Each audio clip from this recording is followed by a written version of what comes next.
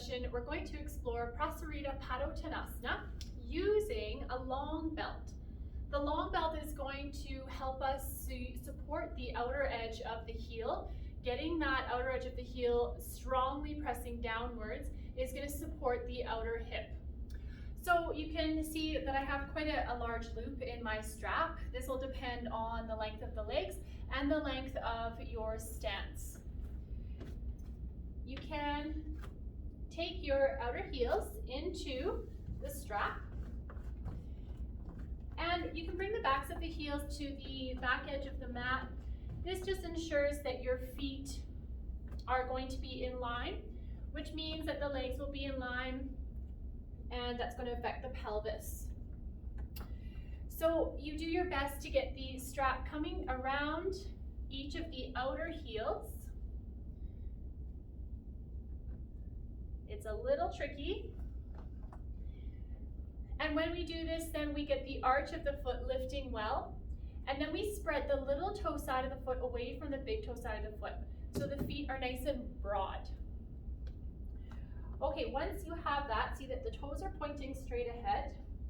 You can start to lift the front body upwards, hands on the waist, elbows back. Lift and open the chest, shoulder blades down the back, and then press into the outer edges of the heels and feel this injection of the hip socket. So this is a really good way to teach us how we want to have our back leg in some of our standing poses. When we can really ground that outer heel down, it supports the hip. So you're going to come forward, keeping this extension. And when we come forward, we do our best not to let the hips fall back. We do our best to keep the hips in line with the heels. And then you can bring your fingertips to the floor. So hands will be underneath shoulders to start. Then we extend forwards. You extend the front line of the body forward. Extend the spine. Again, shoulder blades moving down the back. And now we're going to take a slightly different arm position to go with this feeling of extension. So you're going to walk your hands forward into almost like an Utthita position. Spread your palms, spread your fingers. Now try not to let the hips travel with you. You want to keep the hips, the sit bones over the heels, but get this extension of the front body. So you can imagine that someone had a rope holding onto the hips and they're pulling you back as you're extending forward.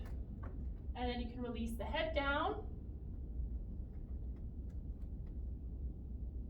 Stay here for a few moments so that you feel this extension, and then take this extension with you into the classical Prasarita Padottanasana, walking the hands back in line with the feet, and taking the crown of the head down to the floor. Once you're here, again, press into the outer edges of your heels, get that hip socket injection. Draw the elbows in towards one another, shoulder blades move towards the ceiling, and extend the back of the neck well. If you can't take the crown of the head to the floor, just add a brick, you can add a chair, add a few blankets, so you can ground the crown of the head down. And then to come out, lift the head, walk your hands into that concave back position. Heel toe your feet in.